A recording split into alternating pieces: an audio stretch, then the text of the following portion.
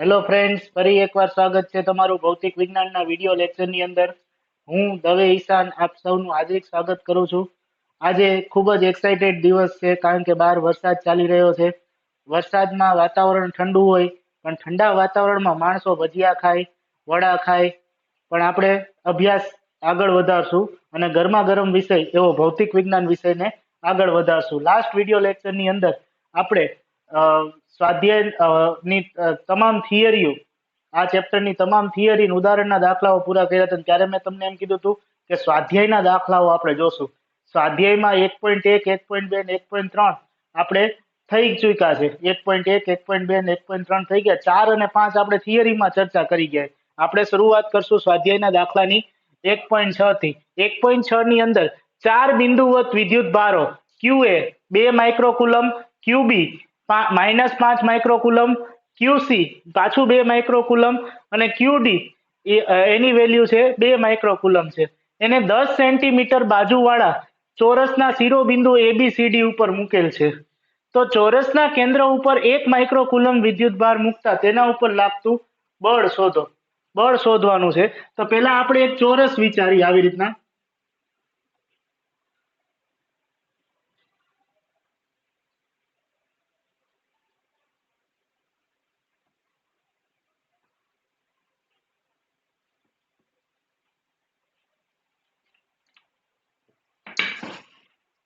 Ball pen change કરી.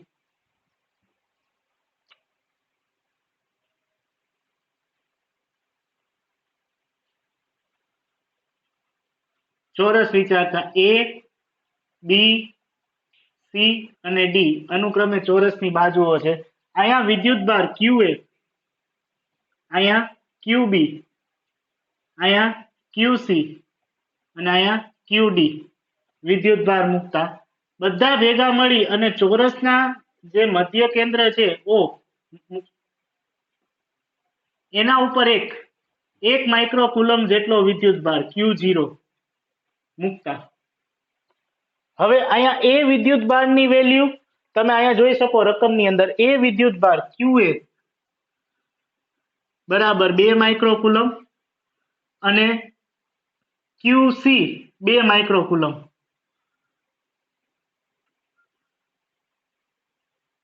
એટલે આ બે વિદ્યુતભારના મૂલ્ય સરખા, 2 પ્લસ છે. અહીંયા QA 2 માઇક્રોકુલમ અને અહીંયા QC 2 માઇક્રોકુલમ. QB એની વેલ્યુ કેટલી છે? -5 માઇક્રોકુલમ અને QD ની વેલ્યુ -5 માઇક્રોકુલમ આપેલી છે. QB બરાબર -5 માઇક્રોકુલમ અને QD બરાબર -5 માઇક્રોકુલમ. હવે બળની વાત કરવાની છે. આ બધા વિદ્યુત ભારો ભેગા મળી અને અહીંયા O બિંદુ ઉપર QO કેટલું છે? QO બરાબર 1 માઇક્રોકુલમ નો વિદ્યુત ભાર મૂકેલ છે. એના ઉપર લાગતું બળ શોધવાનું. તો જેટલું બળ વિદ્યુત ભાર 1 QO ઉપર લગાડે તો વિદ્યુત ભાર અહીંયા એ બિંદુ ઉપર રહેલા વિદ્યુત ભાર QA વડે લાગતું બળ FA કઈ બાજુમાં? I ધન QO છે ઉગમ બિંદુ ઉપર એ +1 માઇક્રોકુલમ, એ ધન વિદ્યુત ભાર છે અને QA ઉપર એ ધન વિદ્યુત ભાર છે. તો ધન વિદ્યુત ભાર અને ધન વિદ્યુત ભાર આ અપાકર્ષણથી શું થશે? દૂર જશે. તો QA બિંદુ ઉપર રહેલો વિદ્યુત ભાર જે QA છે એના વડે લાગતું બળ FA કઈ બાજુ લાગશે? આ બાજુ. FA અપાકર્ષણથી આ વિદ્યુત ભાર છે એ અહીંથી દૂર જશે કારણ કે આ ધન વિદ્યુત ભાર છે +2 માઇક્રોકુલમ અને QO એ +1 માઇક્રોકુલમ છે. તો એ અપાકર્ષણથી શું થશે? દૂર જશે. એટલે એના વડે લાગતું બળ FA એ ક્યાં લાગશે? આનાથી દૂરની દિશામાં, O બિંદુથી દૂરની દિશામાં. હવે QC ઈ પણ ધન વિદ્યુત ભાર છે અને QO આયા ઉગમ બિંદુ ઉપર ધન વિદ્યુત ભાર છે. પાછા ધન વિદ્યુત ભાર અપાકર્ષણથી O બિંદુ ઉપર રહેલો વિદ્યુત ભાર આ બાજુ દૂર જશે. તો એના ઉપર C બિંદુ વડે લાગતું બળ FC કઈ દિશામાં લાગશે? ઉપરની તરફ, કારણ કે અપાકર્ષણથી દૂર જાય એટલે FC ક્યાં લાગશે? ઉપરની તરફ. તો તમે આકૃતિમાં જોઈ શકો છો FA અને FC બંને સમાન મૂલ્યના પરસ્પર વિરુદ્ધ દિશાના છે. FA અને એફસી બંને સમાન મૂલ્યના અને પરસ્પર વિરુદ્ધ દિશાના છે. એટલે એફ એ માનાંકમાં ઇઝ ઇક્વલ ટુ શું થશે? માનાંકમાં એફસી. બંનેના મૂલ્ય સરખા એટલે એક પ્લસ હોય તો બીજું કેવું હોય? માઇનસ. જો એફ એ છે નીચેની તરફ લીધેલું છે, એફસી છે ઉપર, કારણ કે ઓ બિંદુ ઉપર રહેલો વિદ્યુત ભાર જ્યારે એ બિંદુ ઉપર રહેલો વિદ્યુત ભાર બળ લગાડશે એટલે ઓ બિંદુ ઉપર એ ધન વિદ્યુત ભાર છે ને એ ઉપર એ ધન વિદ્યુત ભાર છે. બંને અપાકર્ષણથી કેવા જશે? દૂર જશે. આ એ થી શું જશે? દૂર જશે. એટલે એફ એ બળ નીચેની તરફ લાગે. સી બિંદુ ઉપર એ ધન વિદ્યુત ભાર છે, ઓ બિંદુ ઉપર એ ધન વિદ્યુત ભાર છે. તો ઓ બિંદુ ઉપર રહેલો વિદ્યુત ભાર છે એ અપાકર્ષણથી ક્યાં જશે? સી થી દૂર. એટલે બંને બળોના મૂલ્ય સરખા પરંતુ દિશા કેવી છે? જુદી જુદી છે. હવે બી અને ડી બિંદુ ઉપર એ સરખો વિદ્યુત ભાર છે. જો -5 માઇક્રોકુલમ અને -5 માઇક્રોકુલમ ડી બિંદુ ઉપર. તો ડી બિંદુ વડે ઓ ઉપર લાગતું બળ, ડી બિંદુ વડે અહીંયા Q0 એટલે 1 માઇક્રોકુલમ ઉપર લાગતું બળ આની જેમ જ તે આની કઈ દિશામાં થશે? ડી ની વિરુદ્ધ દિશામાં. એટલે એફડી આ બાજુ અને એવી જ રીતના બી બિંદુ વડે ઉગમ બિંદુઓ ઉપર લાગતું બળ ઈ પણ શું થશે? ઈ એને પોતાની તરફ શું કરશે? આકર્ષશે. એટલે આ બંને આકર્ષણથી આ બાજુ જશે. એટલે બી બિંદુ વડે ઉગમ બિંદુઓ ઉપર લાગતું બળ બી ની વિરુદ્ધ દિશામાં એફ બી. એટલે જો આકૃતિ ઉપરથી જ સ્પષ્ટ થઈ જાય છે એફ એ અને એફસી બંને સમાન મૂલ્યના અને પરસ્પર વિરુદ્ધ દિશાના. એફ બી અને એફ ડી બંને સમાન મૂલ્યના અને પરસ્પર વિરુદ્ધ દિશાના થશે. એટલે બી અને ડી, એફ બી અને એફ ડી પણ બંને પણ સમાન મૂલ્યના અને પરસ્પર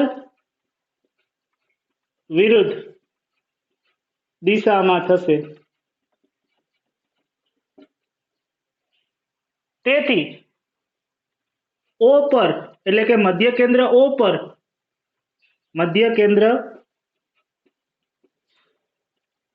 પર લાગતું કુલ બળ ઓ ઉપર આ ચારેય વિદ્યુત ભારો બળ લગાડે છે, બરોબર. એટલે F O is equal to દરેક બળનો સરવાળો એફ એ વત્તા એફ બી વત્તા એફસી વત્તા એફ ડી.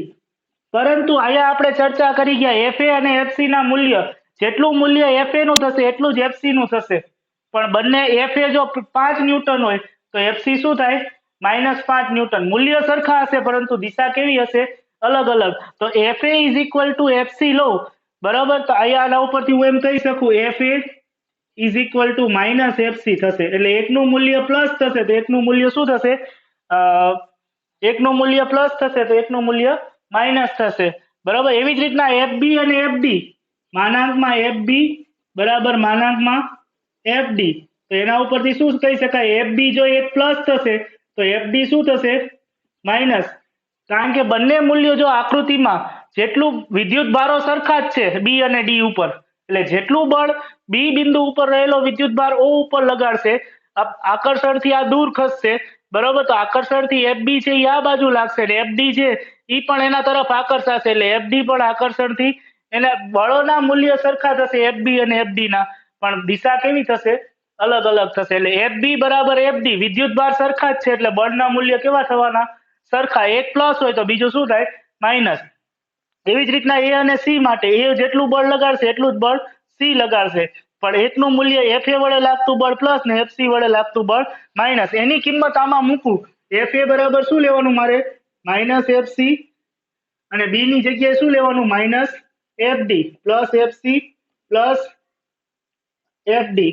હવે અહીંયા મૂલ્ય મૂક્યા એટલે માથેથી સદિશની નિશાની નીકળી જાય. તો FC FC cut, FD FD cut, તો કુલ બળ F0 બરાબર શું થશે? શૂન્ય થશે. પરિણામી બળ કેવું થશે? શૂન્ય થશે. મિત્રો જે છે એ આકૃતિનું જ સમજવાનું છે. અહીંયા રકમમાં કીધેલું 4 બિંદુવત વિદ્યુત ભારો QA 2 microcoulomb, QB -5 microcoulomb, QC 2 microcoulomb, QD 2 microcoulomb. 10 centimetre ચોરસના શિરોબિંદુઓ ABCD ઉપર મૂકેલ છે. ચોરસના કેન્દ્ર ઉપર એટલે કે અહીંયા મધ્યમાં 1 માઇક્રોકુલમનો વિદ્યુત ભાર મૂકેલો છે. તો A, B અને C બિંદુ ઉપર મૂકેલા વિદ્યુત ભારો અનુક્રમે QA 2 microcoulomb, QB -5 microcoulomb, QC 2 માઇક્રોકુલમ અને QD -5 માઇક્રોકુલમ. તો તમે જોઈ શકો છો A અને C ઉપર અને B અને D ઉપર એક સરખા જ વિદ્યુત ભારો છે. A અને C અને B અને D અનુક્રમે ચોરસના વિકર્ણો પણ છે. જેટલું બળ B બિંદુ ઉપર રહેલો વિદ્યુત ભાર ઉગમ બિંદુ ઉપર લગાડે FB, એટલું જ બળ D બિંદુ ઉપર રહેલો વિદ્યુત ભાર ઉગમ બિંદુઓ ઉપર FD લગાડે. બંને બલોના મૂલ્ય સરખા પરંતુ દિશા કેવી થશે? જુદી જુદી. એટલે મૂલ્ય સરખા એટલે કે એક પ્લસ હોય તો બીજું દિશા અલગ અલગ હોય એટલે એક +5 ન્યૂટન હોય બીજું -5 ન્યૂટન થાય. એવી જ રીતના A જેટલું બળ ઉગમ બિંદુઓ ઉપર લગાડશે એટલું જ બળ C છે એ ઉગમ બિંદુઓ ઉપર લગાડશે. બરોબર. અહીંયા ઉગમ બિંદુ ઉપર એકમ ધન વિદ્યુત ભાર મૂકેલો છે 1 માઇક્રોકુલમનો. તો આ બે ધન વિદ્યુત ભાર અપાકર્ષણથી અહીંથી દૂર જશે એટલે FA બળ નીચેની તરફ લાગશે અને C બિંદુ ઉપર રહેલો ધન વિદ્યુત ભાર આના ઉપર અપાકર્ષણ લગાડે ત્યારે તે આનાથી શું જશે? દૂર જશે. હવે આ ધન વિદ્યુત ભાર અને ઋણ વિદ્યુત ભારને પોતાની તરફ આકર્ષશે એટલે D બિંદુ ઉપર લાગતું બળ જે બાજુ આકર્ષણ લાગતું હોય D બાજુમાં જ લાગે. એટલે D બિંદુ ઉપર લાગતું બળ છે B ની દિશામાં અને B બિંદુ ઉપર રહેલા વિદ્યુત ભારને પોતાની તરફ આકર્ષશે એટલે નીચેની તરફ એટલે FB ઉપર લાગતું બળ નીચેની તરફ લાગશે. તો FA અને FC ના મૂલ્ય સરખા થશે. આકૃતિમાં જોઈ શકો મૂલ્ય સરખા છે, વિદ્યુત ભાર સરખા છે એટલે મૂલ્ય પણ કેવા હોઈ શકે? સરખા હોઈ શકે. મૂલ્ય સરખા પરંતુ દિશા કેવી થશે? જુદી જુદી. એટલે એને આવી રીતના દર્શાવાય. એટલે FA નું મૂલ્ય 5 ન્યૂટન હોય તો FC -5 ન્યૂટન થાય. તો એવી જ રીતના FB અને FD પર લાગતા બળો પણ સમાન મૂલ્યના પરસ્પર વિરુદ્ધ દિશાના થશે એટલે FB = -FD. તો કેન્દ્રમાં રહેલ વિદ્યુત ભાર O ઉપર લાગતું બળ F0 બરાબર ચારેય બળનો શું થશે? સરવાળો. આમાંથી મેં જે પ્રસ્તાવના ઉપરથી જે માહિતી મેળવી એમાં FA અને FB ના મૂલ્યો સમાન મૂલ્યના પરસ્પર વિરુદ્ધ દિશાના એટલે FA અને FB ની કિંમત આમાં મૂકી તો પરિણામી બળ મને કેવું મળ્યું? 0 મળ્યું. ત્યારબાદ 1.7 ની અંદર આપણે ખાલી થિયરીની જ ચર્ચા કરવાની છે. થિયરીમાં શું કીધું? એક સ્થિત વિદ્યુત રેખા એક સળંગ વક્ર છે, ક્યાંય ભંગાઈ જતી નથી, ક્યાંય વિચ્છેદન પામતું નથી. આવું શા માટે? તો આપણે સ્થિત વિદ્યુત રેખાના કિસ્સામાં આપણે જોઈ ગયા કે અહીંયા કેન્દ્રની અંદર એકમ ધન વિદ્યુત ભાર હોય તો એકમ ધન વિદ્યુત ભાર દ્વારા ઉત્પન્ન થતી ક્ષેત્ર રેખાઓ બરોબર આજુબાજુમાં પણ ધન વિદ્યુત ભાર હોય તો અપાકર્ષણથી ક્ષેત્ર રેખાઓ છે એ આમ બહારની તરફ ઉદ્ભવે. કઈ બાજુ? બહારની તરફ આવી રીતના ઉદ્ભવે. પ્રશ્ન એવો કીધો કે વચ્ચે ક્યાંય ભંગાતી નથી એટલે આ ક્ષેત્ર રેખા સળંગ જતી હોય તો અહીંયા વચ્ચે ક્યાંય આમ ખાલી જગ્યા રહેતી નથી. આવું શા માટે? ક્ષેત્ર રેખાઓમાં વચ્ચે ભંગાણ શા માટે નથી સર્જાતું એવો પ્રશ્ન પૂછ્યો. જો ક્ષેત્ર રેખાઓમાં વચ્ચે ભંગાણ રચાય બરોબર એનો મતલબ શું થયો? ત્યાં કોઈ વિદ્યુત ભાર છે જ નહીં. ક્ષેત્ર રેખાઓમાં ભંગાણ ક્યારે રચાય?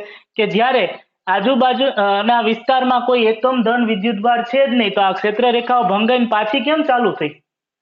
બરોબર. હવે અહીંયા વચ્ચે કોઈ એકમ ધન વિદ્યુત ભાર મૂકું, ધારો કે Q જેટલો વિદ્યુત ભાર મૂક્યો બરોબર, તો ભંગાણના કારણે વિદ્યુત ભાર ઉપર કોઈ બળ લાગશે જ નહીં. પરિણામે વિદ્યુત ભાર યાં શું રહેશે? સ્થિત રહેશે. એ વિદ્યુત ભાર યાં શું રહેશે? સ્થિત રહેશે. આવું તો કુલમના નિયમ મુજબ શક્ય નથી.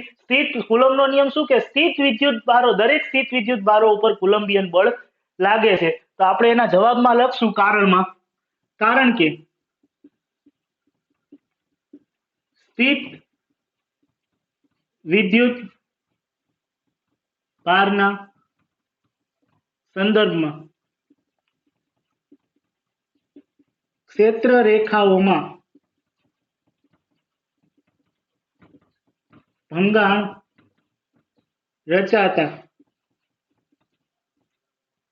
ત્યાં રહેલ બિંદુવત વિદ્યુત ભાર પર કુલમ્બિયન બળ લાગતું નથી, જે કુલમ્બના નિયમનું શું કરે છે? ખંડન કરે છે. જે શું કરે છે? કુલમ્બના નિયમનું ખંડન કરે છે। આવું ન થાય એટલે સ્થિત વિદ્યુત ભાર માટે ક્ષેત્ર રેખાઓ સળંગ હોય છે, ક્યાંય ભંગાણ સર્જાતું નથી, નકર કુલમનો નિયમ શું પડે? ખોટો પડે। કુલમના નિયમ મુજબ જો ક્ષેત્ર રેખાઓમાં ભંગાણ રચાય તો એ વિદ્યુત ભાર ઉપર કોઈ બળ લાગે જ નહીં। કુલમના નિયમ મુજબ સ્થિત વિદ્યુત ભાર ગમે અહીંયા સમતલમાં હોય એની બાજુમાં એકમ ધન વિદ્યુત ભાર મૂકો તો તેના ઉપર કુલંબિયન બળ લગાડે જ તે, બરાબર। ક્ષેત્ર રેખાઓમાં જો ભંગાણ રચાય તો એમાં ભંગાણ વાળા વિસ્તારમાં જે વિદ્યુત ભારો હોય એના ઉપર કુલંબિયન બળ લાગે જ નહીં, એટલે કુલમના નિયમનું અહીંયા શું થાય? ખંડન થતું જણાય। કુલમ ખોટો ન પડે એટલે ક્ષેત્ર રેખાઓ હંમેશા કેવી હોવી જોઈએ? સ્થિત વિદ્યુત ભાર માટે સળંગ, વક્ર અને સળંગ હોવી જોઈએ। પછી બીજો મુદ્દો છે કે બે ક્ષેત્ર રેખાઓ એકબીજાને છેદતી નથી। આ એ ની આકૃતિ છે। બી માં ક્ષેત્ર રેખાઓ એકબીજાને છેદતી નથી એટલે એક આમ જાય ક્ષેત્ર રેખા અને બીજી આ બાજુ જાય। આ બે ક્ષેત્ર રેખાઓ એકબીજાને છેદતી નથી। આવું શું કામ થાય છે? કારણ કે અહીંયા કેન્દ્રમાં ધારો કે એકમ ધન વિદ્યુત ભાર હોય ઉગમ બિંદુઓ ઉપર, તો અહીંયા રહેલ આજુબાજુમાં રહેલ વિદ્યુત ભારો ઉપર એ કુલંબિયન બળ લગાડે। કુલંબિયન બળના કારણે, બરાબર, કુલંબિયન બળના કારણે ક્ષેત્ર દરેક વિદ્યુત ભારોની પોતાની તરફ આકર્ષે, બરાબર। એ દરેક વિદ્યુત ભારો ઉપર પોતાની શું કરે? અસર ઉત્પન્ન કરે। વિદ્યુત ભારો ઉપર ઉત્પન્ન થતી અસરને શું કહેવાય? વિદ્યુત ક્ષેત્ર, બરાબર। તમે જાણો છો વિદ્યુત ક્ષેત્ર છે એ શું છે? સદિશ રાશિ છે। તો આ બાજુ જે ક્ષેત્ર રેખાઓ છે, બરાબર, અહીંયા ઉત્પન્ન થતું વિદ્યુત ક્ષેત્ર E1 કહું અને આ બાજુ ઉત્પન્ન થતી વિદ્યુત ક્ષેત્ર છે એને E2 કહું। આ બાજુ રહેલા વિદ્યુત ભારો ઉપર ઉત્પન્ન થતું વિદ્યુત ક્ષેત્ર E2 કહું। તો વિદ્યુત ક્ષેત્રની દિશા અલગ અલગ થઈ। કોઈ પણ સદિશને અલગ અલગ દિશા હોઈ શકે નહીં।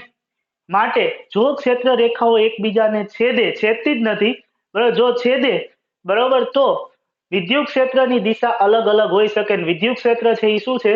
સદિશ રાશિ છે। વિદ્યુત ક્ષેત્ર શું છે?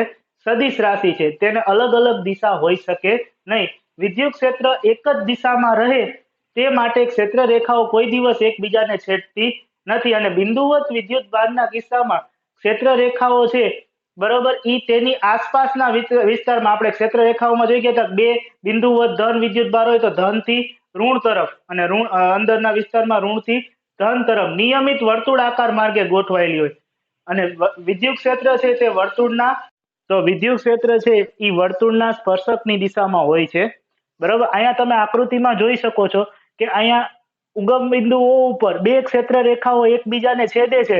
રેખાની દિશાઓ કેવી છે? જુદી જુદી છે। વિદ્યુત ક્ષેત્ર છે એ સદિશ રાશિ છે અને વિદ્યુત ક્ષેત્ર છે સદિશ રાશિની દિશા નિશ્ચિત હોય, જુદી જુદી હોઈ શકે નહીં। ક્ષેત્ર રેખાઓ જો એકબીજાને છેદે તો દિશા છે વિદ્યુત ક્ષેત્રની બદલાઈ જાય એવું શક્ય છે અને એવું મેં નહીં, ફેરાડેએ કીધું છે, બરોબર। ફેરાડેના મત મુજબ ક્ષેત્ર રેખાઓ છે કોઈ દિવસ એકબીજાને ન છેદે। એનું કારણ એક જ છે, જો છેદે આવી રીતના, બરોબર, તો વિદ્યુત ક્ષેત્રની દિશા શું થઈ જાય? અલગ અલગ થઈ જાય અને એવું વાસ્તવમાં શક્ય નથી। એટલે ક્ષેત્ર રેખાઓ છે એકબીજાને છેદતી નથી। તો હવે પછી આપણે ઉદાહરણ આના પછીનો દાખલો એટલે કે 1.8 અને 1.9 જોશું। તો સ્વાધ્યાયના 1.8 દાખલાની અંદર બે બિંદુવત વિદ્યુત ભારો QA +3 માઇક્રોકુલમ અને QB -3 માઇક્રોકુલમ એકબીજાથી 20 સેન્ટીમીટર ના અંતરે, એટલે વિદ્યુત ભારની વેલ્યુ સરખી છે, એક પ્લસ છે અને બીજો શું છે? માઈનસ। તો અહીંયા QA બરાબર +3 માઇક્રોકુલમ અને અહીંયા QB -3 માઇક્રોકુલમ। બંનેને જોડતી દિશામાં અહીંયા ઉગમ બિંદુઓ છે। આ બે વિદ્યુત ભારો વચ્ચેનું અંતર કેટલું છે? 20 સેન્ટીમીટર છે। કેટલું છે? 20 સેન્ટીમીટર છે। પરંતુ બંને વિદ્યુત ભારોનું ઉગમ બિંદુથી અંતર આ 20 થાય, બરોબર। ઉગમ બિંદુથી આ તમને શું આપેલું છે? ટોટલ અંતર, બે વિદ્યુત ભારો વચ્ચેનું અંતર, બે વિદ્યુત ભારો વચ્ચેનું અંતર L is equal to 20 centimetre, પરંતુ ઉગમ બિંદુથી અંતર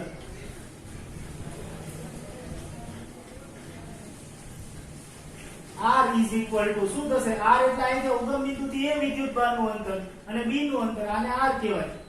બરોબર, આ અંતર R હોય ધારો કે ઉગમ બિંદુથી, તો R is equal to શું થશે? L નું અડધું થશે ને ઉગમ બિંદુથી, L by 2 એટલે 20 નું અડધું એટલે 10 સેન્ટીમીટર બરાબર 0.1 મીટર. મીટરમાં ફેરવી જ નાખીએ એટલે અહીંયા માથાકૂટ નહીં આપણે. તો આપણે શું શોધવાનું? બે વિદ્યુત ભારને જોડતી દિશામાં O બિંદુ આગળ ઉદ્ભવતું વિદ્યુત ક્ષેત્ર. વિદ્યુત ક્ષેત્ર બંને વિદ્યુત ભારો એક સરખા જ છે એટલે એક સરખું જ ઉત્પન્ન કરશે.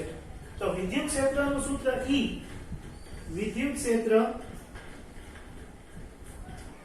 E is equal to શું થશે? K Q upon R square સૂત્ર ઉપરથી. પણ બે ધન વિદ્યુત ભાર EA બરાબર K QA upon R square. K એટલે 9 ગુણ્યા 10 ની 9 ઘાત. QA એટલે કેટલું થશે?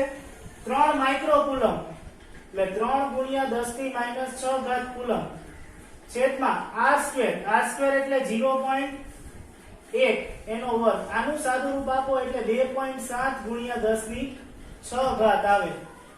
આનો એકમ શું થશે? વિદ્યુત ક્ષેત્રનો એકમ બરાબર. તો શું થશે? ન્યૂટન પર કુલમ. એનો એકમ શું થશે? ન્યૂટન પર કુલમ. એવી જ રીતના EB બરાબર K QB upon R square. QB minus છે, જવાબ તો જ આવશે કારણ કે E +3 માઇક્રો કુલમ અને આ -3 માઇક્રો કુલમ છે. એટલે 9 ગુણ્યા 10 ની 9 ઘાત ગુણ્યા 3 ગુણ્યા 10 ની -6 ઘાત છેદમાં 0.1 એનો સ્ક્વેર એટલે -2.7 ગુણ્યા 10 ની 6 ઘાત ન્યૂટન પર કુલમ. પરિણામી વિદ્યુત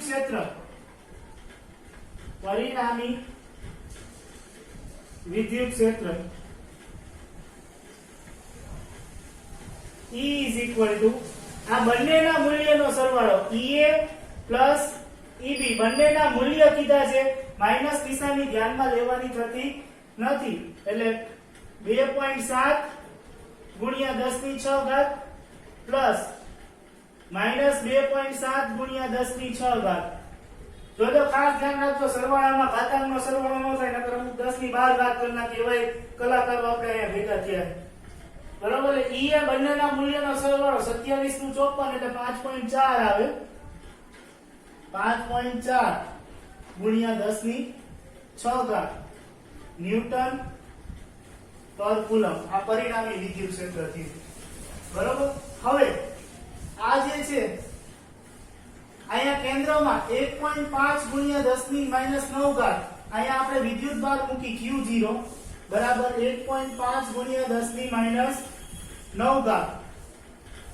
બરાબર, આનો તમે ગુણાકાર કરો 1.5 ગુણ્યા 10 ની -9 ઘાત કુલમ જેટલો વિદ્યુત ભાર મૂકો તો ઈ વિદ્યુત ભાર ઉપર આ બંને વિદ્યુત ભારના કારણે લાગતું વિદ્યુત બળ શોધો. તો ડાયરેક્ટ વિદ્યુત બળનું સૂત્ર B માં વિદ્યુત બળ F બરાબર Q0 into E. Q0 એટલે શું લેવાનું? 1.5 ગુણ્યા 10 ની 3 નહીં લેવાનું.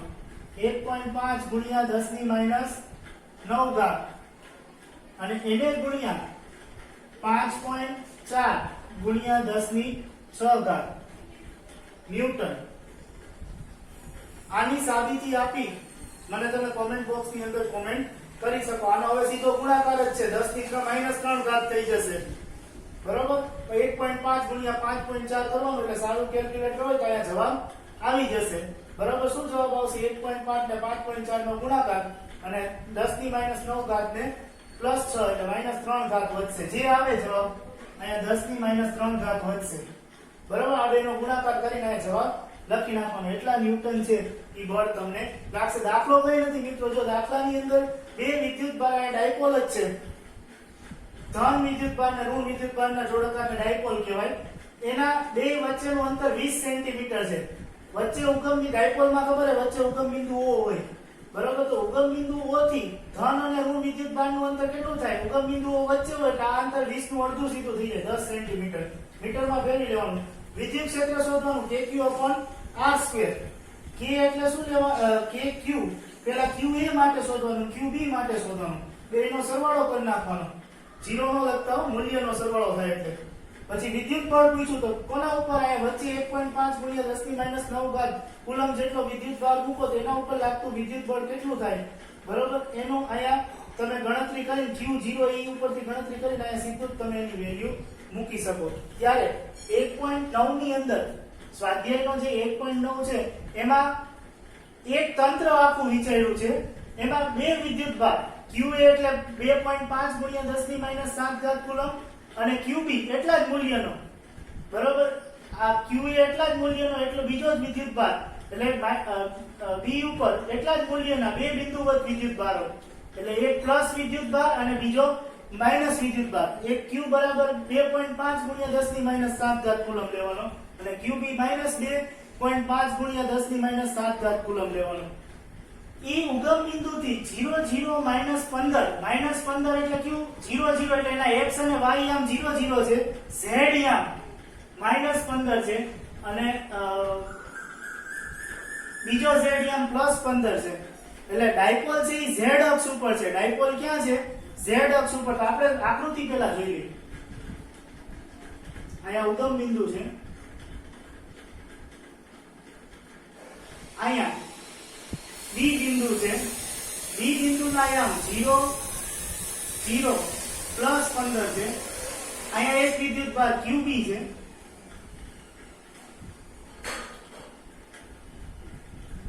જેની વેલ્યુ -2.5 × 10⁻7 કુલમ. અને અહીંયા બીજો બિંદુ છે A જેના યામ 0 0 -15. અહીંયા વિદ્યુત ભાર QA બરાબર 2.5 × 10⁻7 કુલમ છે. બે વિદ્યુત ભારો આવી રીતના ડાયપોલની z અક્ષ ઉપર જાય. આપણે z અક્ષ વિચારી, આ y અને આ x અક્ષ વિચારી. વિદ્યુત ભારો z અક્ષ ઉપર 0 0 અહીંયા 15 સેન્ટીમીટરના અંતરે એટલે 15 સેન્ટીમીટર ઉપર ને 15 સેન્ટીમીટર નીચે અહીંયા ઉગમ બિંદુથી ટોટલ અંતર કેટલું થયું બે વિદ્યુત ભારો વચ્ચેનું? તો કે 30 સેન્ટીમીટર. કેટલું થયું? બે વિદ્યુત ભાર 15 સેન્ટીમીટર ઉપર ને 15 સેન્ટીમીટર નીચે ટોટલ અંતર કેટલું થયું? 30 સેન્ટીમીટર થયું બેનું અંતર. એક બિંદુવત વિદ્યુત ભાર q અહીંયા +2.5 × 10⁻7 કુલમ છે. બીજો qb b બિંદુ ઉપર છે એટલા જ અંતરે -2 અને એટલો જ વિદ્યુત ભાર -2.5 × 10⁻7 કુલમ અહીંયા b બિંદુએ છે. બે વચ્ચેનું અંતર 15 ઉપર ને 15 નીચે એટલે 30 સેન્ટીમીટર છે, બરોબર. તો આપણે શોધવાનું શું છે? તંત્ર ઉપરનો કુલ વિદ્યુત ભાર. તો તંત્ર પરનો કુલ વિદ્યુત ભાર Q is equal to QA plus QB. QA કેટલો છે? +2.5 × 10⁻7 કુલમ અને QB કેટલો છે? -2.5 × 10⁻7 કુલમ. સરવાળો કરો એટલે કુલ વિદ્યુત ભાર કેટલો છે? 0 છે. તંત્ર ઉપરનો કુલ વિદ્યુત ભાર કેટલો છે? 0 છે. અને આપણે ડાયપોલની ચાપ માત્રા એટલે આ 2.5 × 10⁻7 કુલમ છે એના ડાયપોલની ચાપ માત્રા, બરોબર. ડાયપોલની ચાપ માત્રા એટલે એની ડાયપોલ મોમેન્ટ. ડાયપોલ મોમેન્ટ શું થશે? P = Q × 2A. તો અહીંયા તમને આપેલું છે 2A કેટલું આપેલું છે? આ અંતર 2A = 30 સેન્ટીમીટર. જ્યાં 2A = 30 સેન્ટીમીટર. મીટરમાં 0.3 મીટર ભાગ્યા શોધ કરવાનું સીધું. અને Q કેટલું છે? 2.5 × 10⁻7 2.5 × 10⁻7 ગુણ્યા 0.3. 0.3 એટલે આમ લખી શકું 2.5 ગુણ્યા 10⁻7 ગુણ્યા 3 ગુણ્યા 10⁻1. એક દશાંશ ને કાપ્યું એટલે 25 તરી 75. 7.5 ગુણ્યા 10⁻8 ડાયપોલની ચાક માત્રાનો એકમ શું થાય? Coulomb into metre. આ p બરાબર જવાબ આવી ગયો. આ એની ડાયપોલ મોમેન્ટ થઈ અને કુલ વિદ્યુતભાર તો આપણે જાણ્યું કેવું છે 0. ખાસ પ્રશ્ન સમજજો કે ડાયપોલના યામ આપેલા છે 0 0 અને -15 એટલે એનો મતલબ શું થયો કે આ 0 x અને y અક્ષ ઉપર તો વિદ્યુતભાર નથી. z અક્ષ ઉપર એક -15 સેન્ટીમીટર એ વિદ્યુતભાર છે અને b છે એ +15 છે. એટલે -15 એ વિદ્યુતભાર અહીંયા નીચે -15 અને b વિદ્યુતભાર ઉપર +15. તો કુલ અંતર કેટલું થયું બે વિદ્યુતભારો વચ્ચેનું અંતર એને શું કહેવાય? 2a.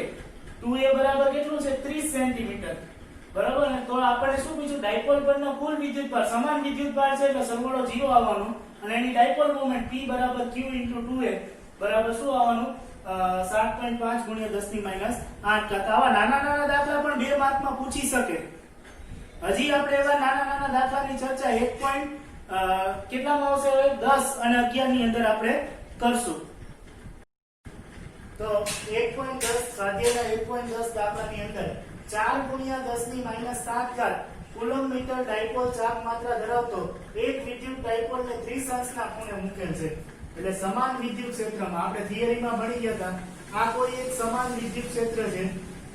એની અંદર ડાયપોલને અહીંયા +q અને નીચે -q કેટલા અંશના ખૂણે? અહીંયા 30 અંશના ખૂણે મૂકેલ છે વિદ્યુત ક્ષેત્ર E માં. આપેલું શું છે તમને? ડાયપોલની ચાક માત્રા. ડાયપોલની ચાક માત્રા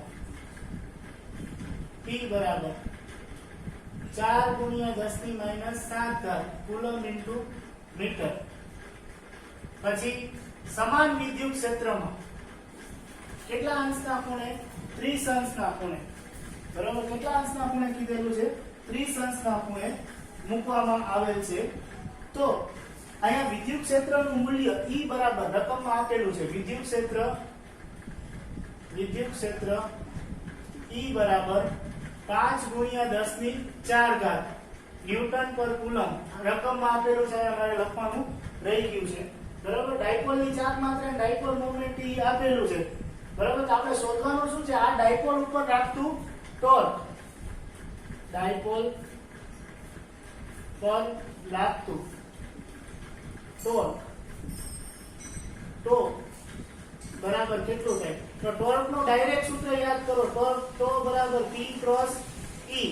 સદિશ ગુણાકાર કરો તો PE sin θ. અહીંયા ડાયપોલ ને વિદ્યુત ક્ષેત્રમાં 30 અંશના ખૂણે θ બરાબર આપેલો છે ત્યાં 30 અંશ રકમ પરથી. P અને E આપેલા છે તો ટોર્ક બરાબર વેક્ટર નો આવે અહીંયા કારણ કે મૂલ્ય શોધી એટલે P એટલે કેટલું થાય? 4 × 10⁻7 E કેટલું છે? 5 × 10⁴ અને E sin θ કેટલું આપેલું છે? 30. sin 30 તમે જાણો 1/2 5 ચોક 20 10⁻3 1/2 થયું. બરાબર? એટલે 10⁻7 એમાંથી 10⁻4 એટલે 10⁻3 થયું. હજી એક દશાંશ અહીંયા 5 × 10 એટલે 10 × 20 10 × 20 એટલે 10 × 10⁻3 એટલે 10⁻2 એનો એકમ શું આવશે? Newton * metre. આટલું ટોર્કનું સીધું સૂત્ર છે PE sin θ. આપણે થિયરીમાં ભણી ગયા હતા. PE sin θ sin 30 એટલે 1/2 થાય. P અને E ની વેલ્યુ તમને રકમમાં આપેલી છે. સીધી કિંમત મૂકો તો એટલે દાખલો ગણી જાય. જ્યારે 1.11 માં એક ઊન સાથે ઘસેલી પોલિથીનના ટુકડા ઉપર 3 × 10⁻7 જેટલો ઋણ વિદ્યુતભાર વિસ્થાપિત થાય છે. તો પહેલો પ્રશ્ન ઈ પૂછેલો છે સ્થાનાંતર પામેલા ઇલેક્ટ્રોન. એટલે ઇલેક્ટ્રોન પહેલા કોના ઉપરથી કોના ઉપર જશે? તો અહીંયા ઊન સાથે પોલિથીનનો ટુકડો ઘસ્યો છે. એટલે ઊન સાથે પોલિથીનનો ટુકડો ઘસવાથી ઊન છે ઈ પોલિથીનને શું કરશે? વિદ્યુતભાર આપશે. એટલે ઊનના ટુકડા ઉપર બરાબર ઊનનું જે કપડું છે એને પોલિથીનના ટુકડા ઉપર ઘસો. બરાબર? એટલે આવી રીતના આપણે પ્રવૃત્તિમાં જોઈ ગયા હતા કે આ પ્લાસ્ટિકનો સળિયો પોલિથીનનો ધારો કે અહીંયા સળિયો લટકાડી આપણે એનું ઊનના કપડા વડે અહીંયા ઘસો. આ ઊનનું કપડું છે અને આ પોલિથીનનો ટુકડો. ઘર્ષણના કારણે ઊનના ટુકડા ઉપરથી વિદ્યુત ભાર છે એ પોલિથીન ઉપર સ્થાનાંતર પામશે. એટલે આપણને પ્રશ્ન એ પૂછ્યો છે કે તે વિદ્યુત ભાર શાના ઉપરથી શેના ઉપર ટ્રાન્સફર પામે? તો ઘર્ષણ જવાબમાં લખશું આપણે ઘર્ષણને કારણે ઊનના કપડા પરથી પોલિથીનના ટુકડા પર ઇલેક્ટ્રોન સ્થાનાંતર પામશે. જવાબ આવી ગયો ઘસો એટલે ઊનના ટુકડા ઉપરથી વિદ્યુત ભાર ઓછો થાય, જાય ક્યાં? પોલિથીનના ટુકડા ઉપર. એટલે ઊનના ટુકડા ઉપરથી પોલિથીન ઉપર શું થશે? વિદ્યુત ભારનું સ્થાનાંતરણ થશે. બરાબર. કેટલા ઇલેક્ટ્રોન છે એ ઊનના કપડા ઉપરથી પોલિથીનના ટુકડા ઉપર? આપણે ઇલેક્ટ્રોનની સંખ્યા શોધવાની છે. તો આપણે જાણીએ છીએ કે વિદ્યુત ના ભારના ક્વોન્ટમીકરણ પરથી Q Ne. અહીંયા તમને Q આપેલો, કેટલા ઇલેક્ટ્રોન ટ્રાન્સફર થાય? 3 × 10⁻⁷. જ્યાં Q બરાબર 3 × 10⁻⁷. અને ઇલેક્ટ્રોનનો વિદ્યુત જે ભાર છે E બરાબર કેટલો થશે? 1.6 × 10⁻⁹. બરાબર. તો આના ઉપરથી, આ સૂત્ર ઉપરથી n બરાબર શું થાય? Q ના છેદમાં E થાય. Q કેટલું લેવાનું તમારે? 3 × 10⁻⁷. અને છેદમાં 1.6 × 10⁻⁹. આનું સાદું રૂપ આપું એટલે મારે જવાબ આવશે n બરાબર 1.875 × 10⁻12. ઇલેક્ટ્રોન છે ઈ ઊનના કપડા ઉપરથી પોલિથીનના ટુકડા ઉપર શું થશે? ટ્રાન્સફર થશે. ઘસો, ઘર્ષણના કારણે જે ઘર્ષણ અનુભવતો હોય ને, ઊનના ટુકડાને ઘસો છો એટલે એના ઉપરથી વિદ્યુત ભાર ઓછો થાય છે. કોના ઉપર જાય છે? પોલિથીનના ટુકડા ઉપર.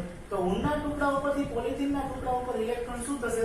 સ્થાનાંતર પામશે. વિદ્યુત ભારના ક્વોન્ટમીકરણનું સૂત્ર Q બરાબર Ne ઉપરથી n શોધી નાખવાનું. n ને સૂત્રનો કરતા બનાવી લો. Q ના છેદમાં E.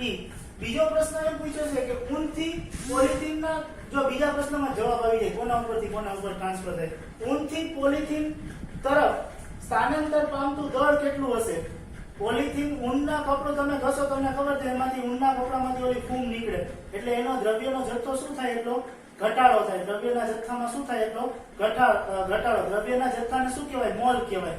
દ્રવ્યના જથ્થાને શું કહેવાય? મોલ. કેટલા મોલના અણુઓ છે એ ઊનમાંથી ઓછા થશે? ઊન કેટલા મોલના અણુઓ છે ઊન ઉપરથી પોલિથીનના ટુકડા ઉપર સ્થાન? એ મોલના અણુઓની સંખ્યાને શું કહેવાય? તેનો દ્રવ્યનો જથ્થો. દ્રવ્યના જથ્થાને શું કહેવાય? તેનું દળ. તો બીજા કિસ્સામાં ઊન પરથી સ્થાનાંતર પામતો દ્રવ્યનો જથ્થો શું આવશે સૂત્ર? m તમારે આવું સૂત્ર ભણી ગયા હતા કેમિસ્ટ્રીમાં. m0 ના છેદમાં me. me એટલે શું થાય? માસ ઓફ ઇલેક્ટ્રોન. m0 એટલે શું? સ્થાનાંતર પામતો દ્રવ્યનો જથ્થો.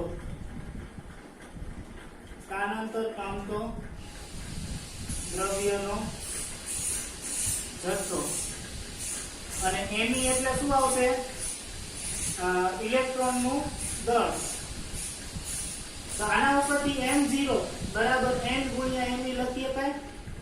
n એટલે આપણે શોધ્યું 1.875 ગુણ્યા શું થશે? 10⁻12. me એટલે કેટલું થશે? તો કે માસ ઓફ ઇલેક્ટ્રોન કેટલું થાય? 9.1 × 10⁻31. આનો ગુણાકાર કરો એટલે જવાબ આવશે 1.8 × 10⁻18. બરાબર મોલ. આટલો દ્રવ્યનો જથ્થો છે, આટલું દળ છે એ ઊન ઉપરથી ક્યાં? પોલિથીનના ટુકડા ઉપર શું થશે? સ્થાનાંતરિત થશે. તો અહીંયા આપણો આજનો એક્સાઇટિંગ વરસાદી પીરિયડ પૂર્ણ થાય છે. બરાબર. હજી મિત્રો કાલે જ તે એચઆરડી ડિપાર્ટમેન્ટનો એક પરિપત્ર થયો જે મુજબ 15 ઓગસ્ટ સુધી હજી સ્કૂલ ખુલવાની કોઈ શક્યતા નથી. તો મારી ખાસ અપીલ છે, આજે જોડાણા હોય તે મિત્રોને અને પહેલા જોડાણા હોય તે મિત્રોને રોજ વિડીયો લેક્ચરનો ભરપૂર આનંદ ઉઠાવે, રેગ્યુલર ફોલોઅપ કરે, પોતાના ઘરે રહે, સુરક્ષિત રહે, પોતાના પરિવારનું ધ્યાન રાખે તેવી અપીલ સાથે જય હિન્દ.